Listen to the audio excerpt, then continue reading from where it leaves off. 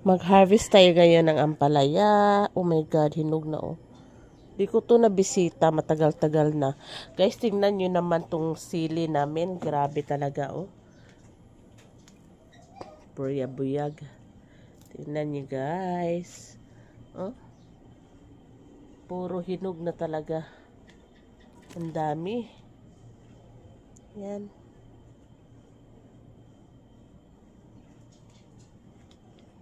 Sobrang dami.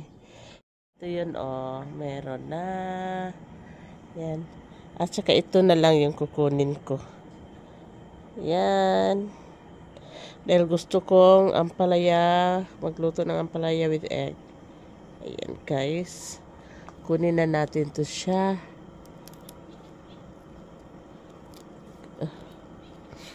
Paano ba to?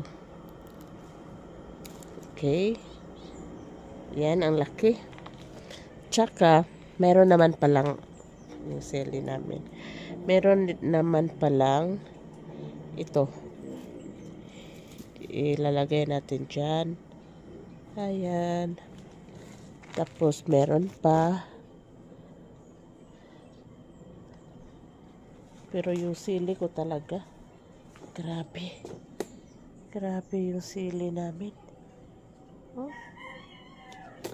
Nakakalula yung, tingnan nyo nga guys, oh. Nakakalula yung ano niya, bunga. Baka bukas mag-harvest tayo. Lagyan natin ng suka. Nawawala na yung apple tree ko dyan. Okay. Then ito pa. So, yun lang. Basta makakakain na lang tayo ng ampalaya. So, thank you for watching guys. Bye! Ito tayo guys ng hapunan namin ni Harold. Nag-request si Harold ng adobo rice. So, before tayo maka-adobo rice, kailangan natin mag-fry ng mga... May na-marinate na kasi akong chicken at saka pork. So, ubusin ko na lang to. Adobo rice, mo be? Ha? Harold!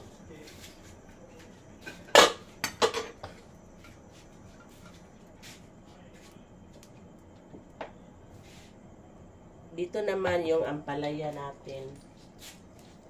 Parang naparami ko ata yung oil. So, paano ba to? Unahin ko tong marinated pork.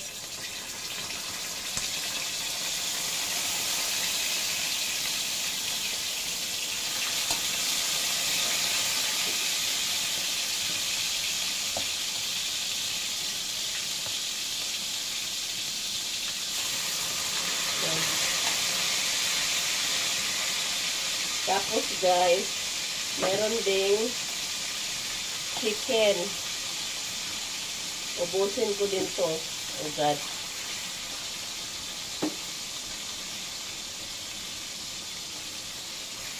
Ayan.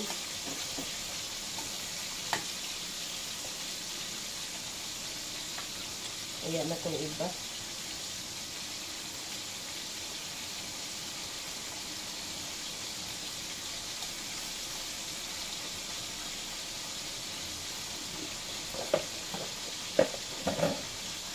Habang dito naman guys, ay magluto tayo ng ampalaya natin.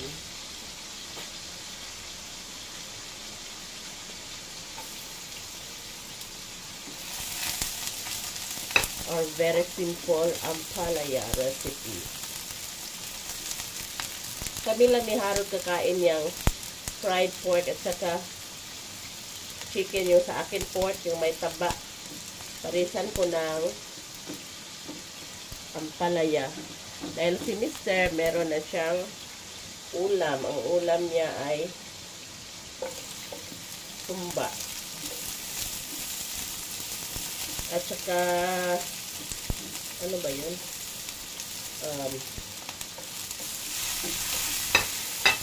sutanghon na nilagyan niya ng piniritong isda.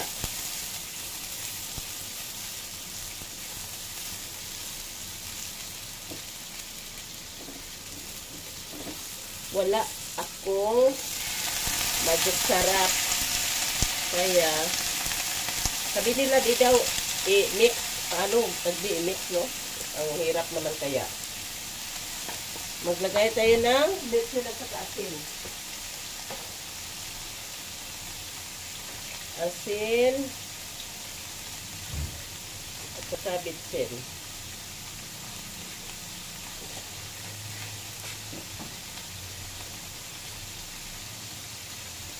Bahala. Ahuan din ang ahugon.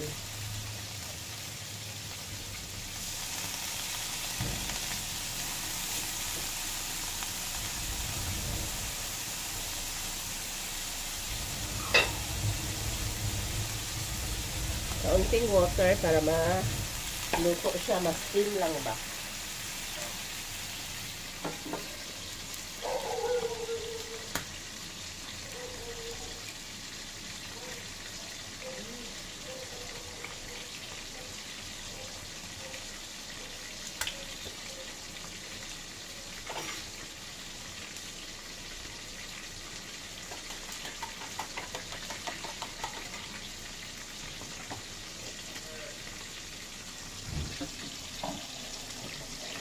Na, Papa? Basta mo gawas ka, no?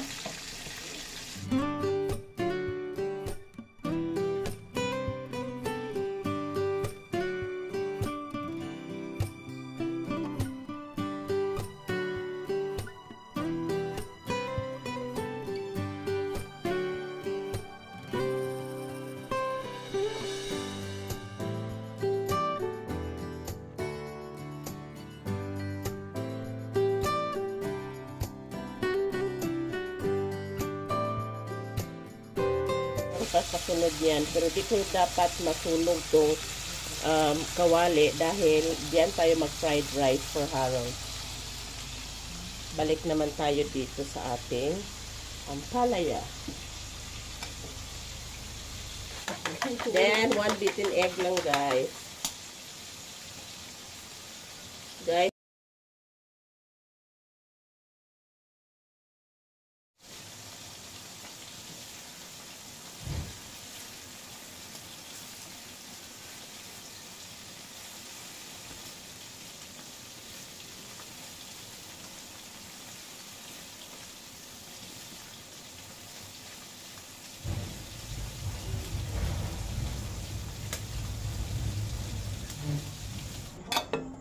So, ito yung ating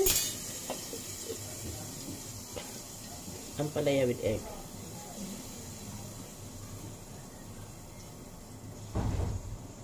Yan. Kain na kami, guys.